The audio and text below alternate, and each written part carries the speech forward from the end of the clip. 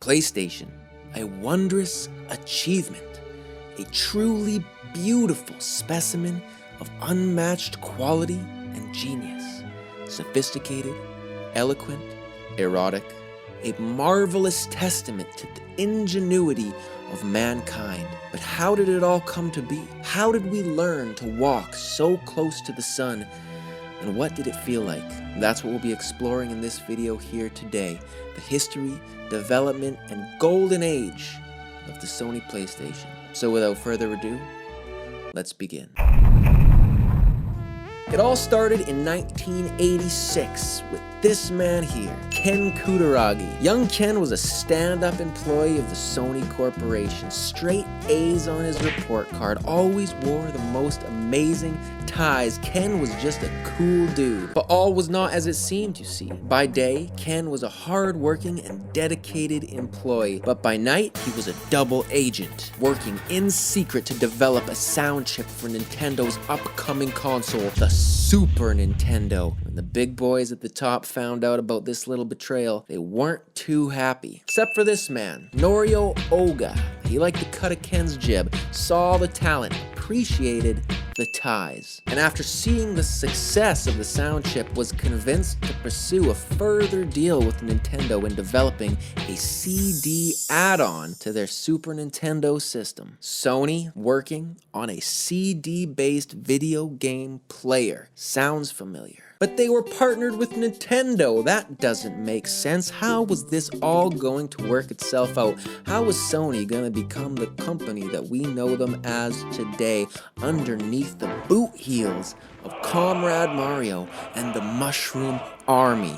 Well, on the day of the unveiling, Nintendo stepped to the stage to announce their brand new, one-of-a-kind, never-before-seen Super Nintendo CD add-on developed by Philips. They backstabbed Sony. A decision which went fantastically for them, if I do say so myself. And Sony was left, after all was said and done, to pick up the pieces.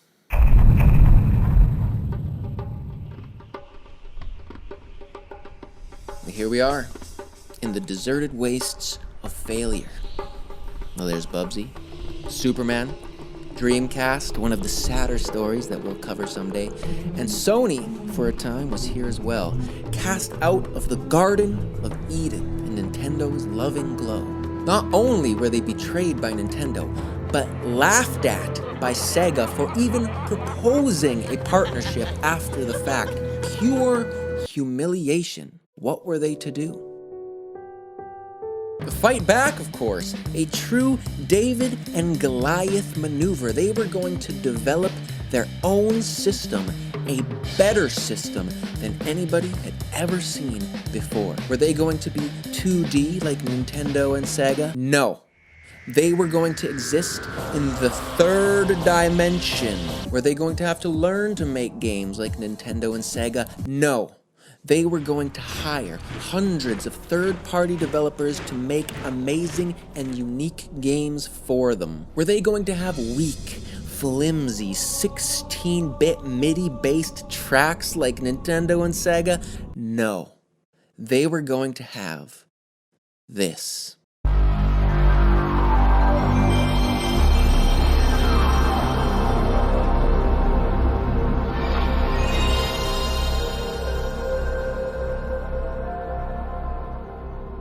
And like the voice of God erupting out through the timeless eons of the universe in September 1995, the Sony PlayStation hit the shelves of North America and reality itself collapsed into nothing.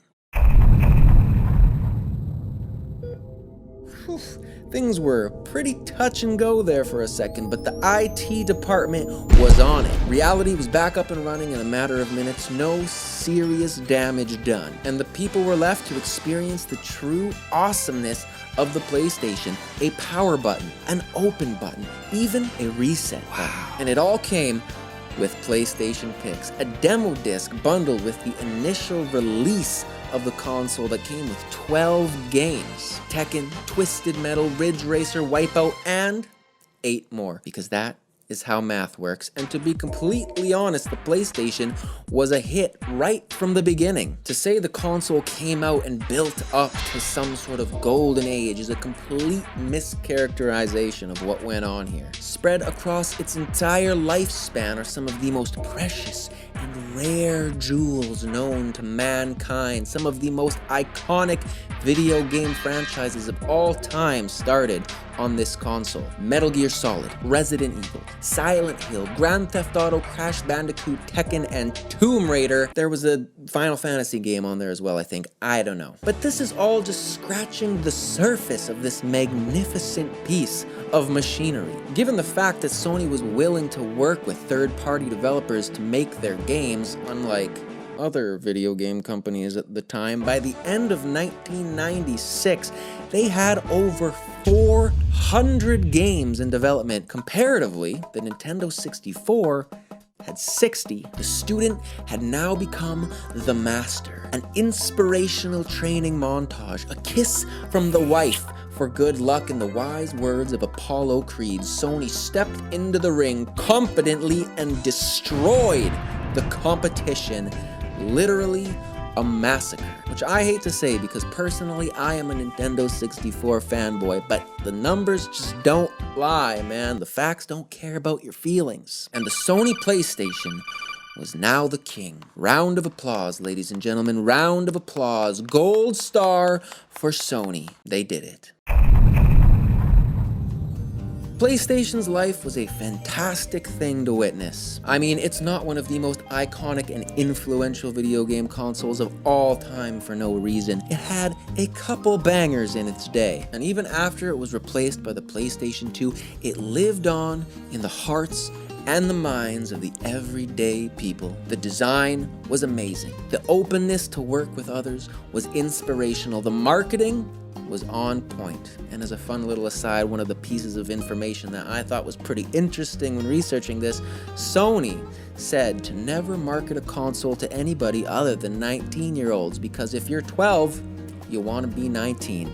And if you're 30, you want to be 19. An amazing console with an amazing story and some of the most iconic names to ever exist in the realm of gaming. The golden age of the Sony PlayStation. And that's the end of the video, folks. Thank you so much for watching. I hope you enjoyed it, and I hope to see you on the next one. But until then, love ya. Bye-bye.